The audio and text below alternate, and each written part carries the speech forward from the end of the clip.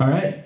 So, I'm actually a recent transplant to Austin. I just moved here to do comedy, and I really like that Austin's little slogan is "Keep it weird," because you guys actually live up to it.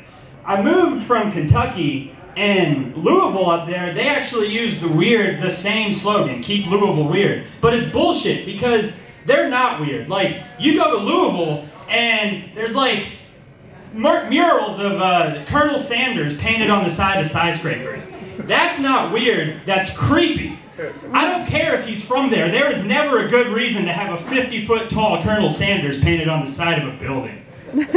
But Austin, it is weird. Like today, I was walking down 6th Street, and I'm just walking, minding my own business, and this black guy comes jogging up to me, and it's only important that he's black because he was, but he just comes jogging up to me, he's like, "Hey man, hey!" And I'm like, "Oh, don't see me, please don't see me." And he's just like, "Hey man, hey, what's your favorite animal?" I'm just like, "Okay, Steven, keep calm and answer this correctly, because if you don't, you might end up in a fist fight." And so he's like, "What's your favorite animal, man?" I'm like, "Oh shit, okay, dolphin. Dolphin, yeah, we'll go with dolphin." And that's actually true. I have this weird obsession with dolphins. I buy my SeaWorld season passes 2 years in advance.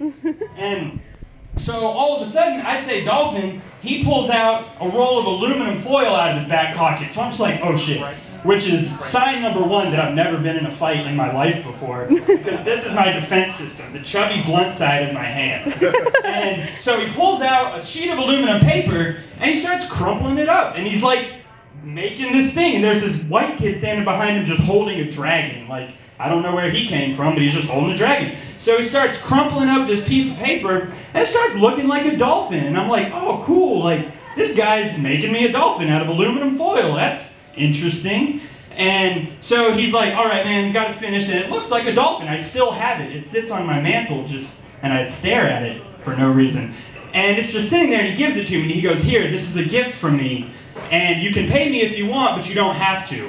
And I was like, "Oh, okay." He's like, "This is my job, though. I do this for a living." So I gave him a couple bucks. I was like, "Here you go, man, whatever." And then it hit me. Only a man could figure out a successful way to become a lazy origamist. But I assumed he was homeless, because only homeless people could be that resourceful with aluminum foil. You said, do I only have 1 minute left? Yeah. Oh, okay. I don't have enough time for my second story. Thanks, guys. I'm Steve and Chris.